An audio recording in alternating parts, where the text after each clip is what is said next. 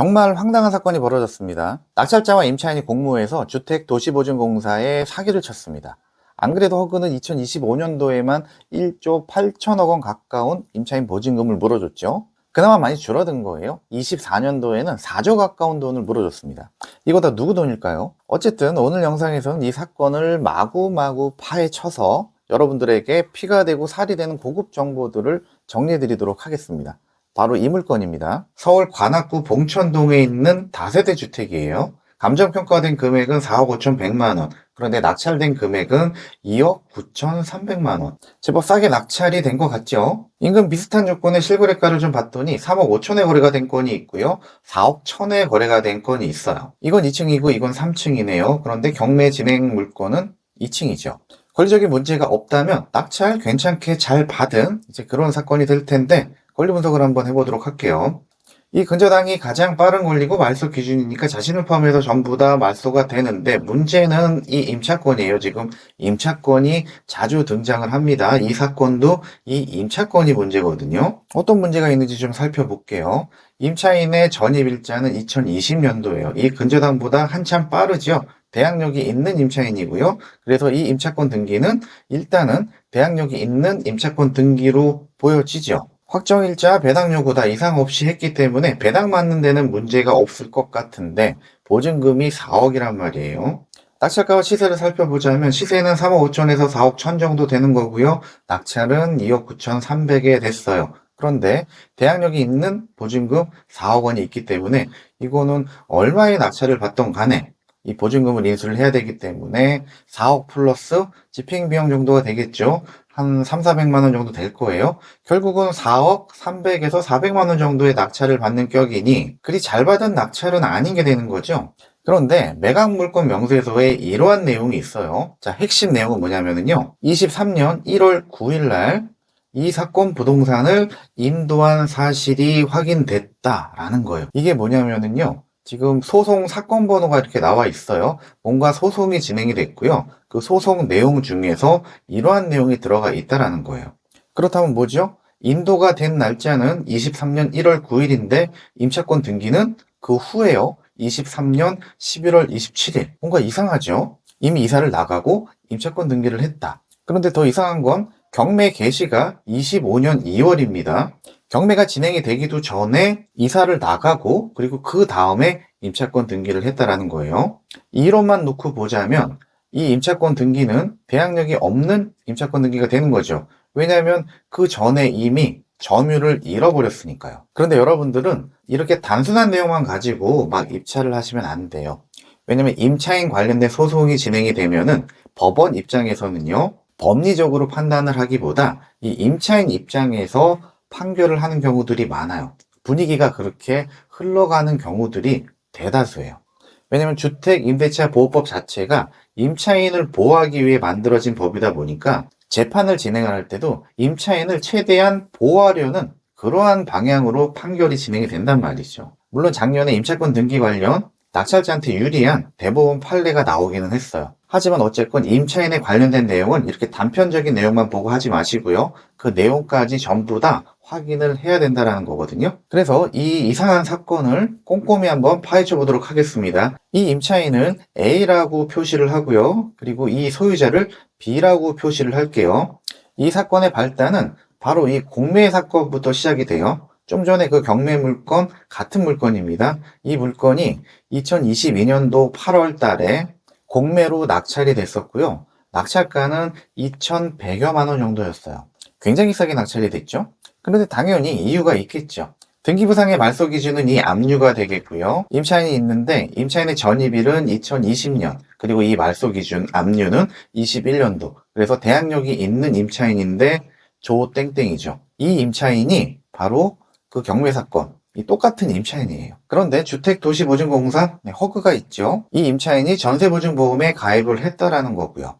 이런 상태에서 공매가 진행이 됐고 결국 2,100여만 원의 낙찰이 된 거였어요. 이 낙찰자가 바로 경매사건 소유자 B가 되겠죠. 이 B가 낙찰을 받고 그리고 나서 또 경매로 진행이 된 거였어요. 그 과정 중에 일어났던 내용들을 좀 정리를 해볼게요. 결국 이 낙찰자는 보증금 4억 원을 인수를 해야 되는 건데 4억 전부는 아니겠죠. 왜냐면 이때 배분 요구를 했단 말이에요. 그래서 이 낙찰된 금액 2,100여만 원에서 이것도 마찬가지로 공매 집행비용 정도를 제외하고 나머지 금액을 이 임차인이 배당을 받았을 것이고 한 1,000만 원대 후반 정도 그렇게 배당을 받았을 거예요. 그리고 나머지 못 받은 보증금은 이 낙찰자가 인수를 하게 되는 거죠. 그런데 임차인이 전세보증보험에 가입을 했기 때문에 허그에서 이 임차인한테 그 나머지 보증금을 지급을 했고요. 그런데 중요한 거는 지급하기 전에 반드시 임차권 등기 명령을 합니다. 임차권 등기가 돼 있어야지 이사를 나가도 그 권리를 계속해서 유지를 할 수 있게 되는 거고요. 그래야지 허그가 돈을 대신 주고도 그 권리를 유지를 할 수가 있겠죠.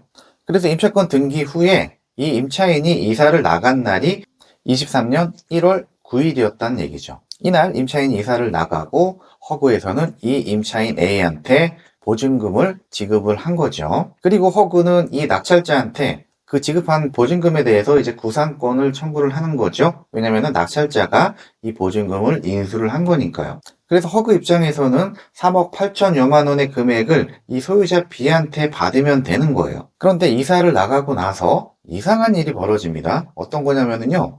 바로 이 임차권 등기가 23년 4월 달에 말소가 됩니다. 이거 말소가 되면 돼요, 안 돼요?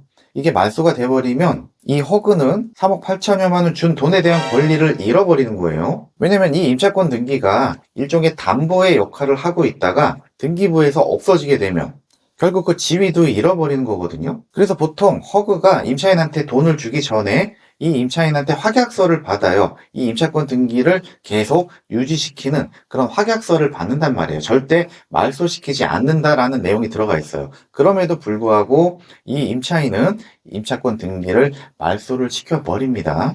그리고 나서 이 소유자는 대출을 받아요.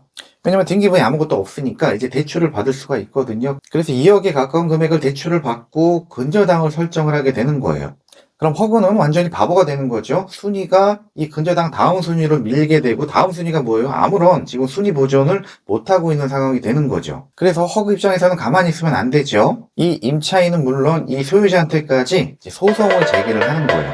너네 불법 행위로 인해서 우리가 손해를 보게 됐으니 너네는 그 금액을 우리한테 다 지급을 해라 라는 소송이 진행이 됐고 아까 봤던 그 사건 내용이 바로 그 소송에 대한 내용이에요. 그렇게 압박을 받으니까 이 임차인은 다시금 임차권 등기를 설정을 한 거예요. 그런데 이미 이때 점유가 깨졌기 때문에 이 권리 자체를 계속해서 유지는 안 되는 거죠. 그런 상태에서 이렇게 경매가 진행이 됐던 거였어요. 그래서 이때 다시 설정한 임차권 등기가 바로 이거예요. 그러니까 이 임차권 등기는 그 전에 이미 설정이 돼 있다가 이때 말소가 되고 다시금 임차권 등기 설정이 된 게 바로 이것이다.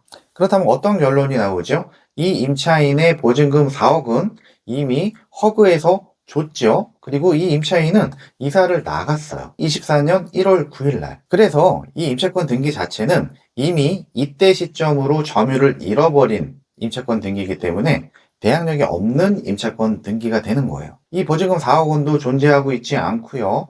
단지 이 지위는 허그가 양도를 받았는데 이미 임차권 등기 지위 자체가 대항력이 없어져 버리니까 허그 입장에서는 이 경매사건 배당 절차에서 배당을 못 받게 되는 거죠. 그래서 이렇게 허그가 가압류를 한 거예요. 그래서 이 4억 원의 보증금은 대항력이 없을 뿐더러 배당에 참여할 수도 없게 됩니다. 왜냐면 두 가지 이유가 있어요. 첫 번째, 일단 이 보증금의 실체가 없다. 이 임차인은 이미 보증금을 받고 나갔고 허그가 보증금을 양도받았지만 우선 변제권 또한 상실이 된 거죠.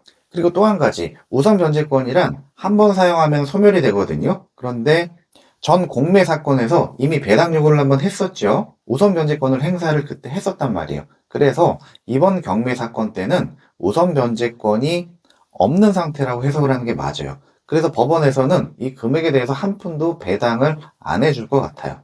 그래서 이 사건은 일단 이 근저당권자가 먼저 배당을 받아갈 것이고요. 그 다음 순서는 이제 이 허그의 가압류가 되겠죠. 낙찰이 2억 9,300에 됐으니까 한 1억 7천? 뭐 요 정도 금액을 이제 근저당권자가 배당을 받아갈 것이고, 이제 나머지 금액을 이제 이 허그가 배당을 받아가는 이제 그러한 형태로 진행이 될 것이란 말이에요. 그래봤자 뭐 1억 남짓 정도 될 것 같고, 원래 받아야 될 돈 3억 8천 넘는 금액에서 1억 넘는 금액을 배당을 받고, 나머지 뭐 2억 8천여만 원 정도는 여전히 이 소유자한테 채권이 존재하겠죠.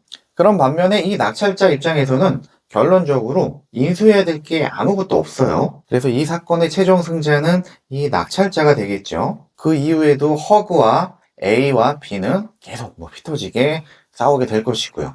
아마 형사소송도 진행이 됐을 것 같아요. 왜냐면 이 자체가 사기 행위니까요. 어쨌든 낙찰자 입장에서는 수익을 좀 낼 수 있을 것 같고요. 한번 계산을 해볼게요. 낙찰가 2억 9,300에 이런저런 비용 들어가는 거, 등기 비용이 500만 원 좀 덜 들어갈 것이고, 이사비는 한 200만 원 정도로 책정을 하면 될 것 같고요. 왜냐면은 지금 현재 점유자는 이 소유자가 점유를 하고 있거든요. 이사 나가고 이 소유자가 들어왔거든요. 인테리어 비용은 한 300만 원 정도로 책정을 하고, 중개보수는 한 160여만 원 정도 될 거예요. 그래서 이 비용들을 다 합치면 결과적으로 3억 500만 원이 최종적인 취득가액이 될 것이고요. 이곳을 실거래가가 3억 5천에서 4억 1천 정도였잖아요. 그렇다면은 그 중간 정도 금액인 3억 8천에 만약에 매도를 한다라고 가정을 했을 때 수익이 7,500만 원 가량 되죠. 거기서 양도세든 아니면 종합소득세든 그런 세금을 납부를 한다고 해도 제법 큰 수익을 기대할 수 있는 그런 낙찰이 되겠습니다. 자, 이렇게 해서 사건을 자세히 정리를 해드렸습니다. 복잡하지만 어쨌건 결론은 낙찰자가 해피엔딩으로 끝날 것 같다라는 거죠. 하지만 대항력 있는 임차인 유형의 물건들은 조심하고 또 조심해야 한다는 말씀 드리면서 영상 마무리하도록 하겠습니다. 지금까지 내용 도움 되셨다면 구독 그리고 좋아요 꼭 눌러주시고요. 또 좋은 영상으로 찾아뵐 수 있도록 하겠습니다. 감사합니다.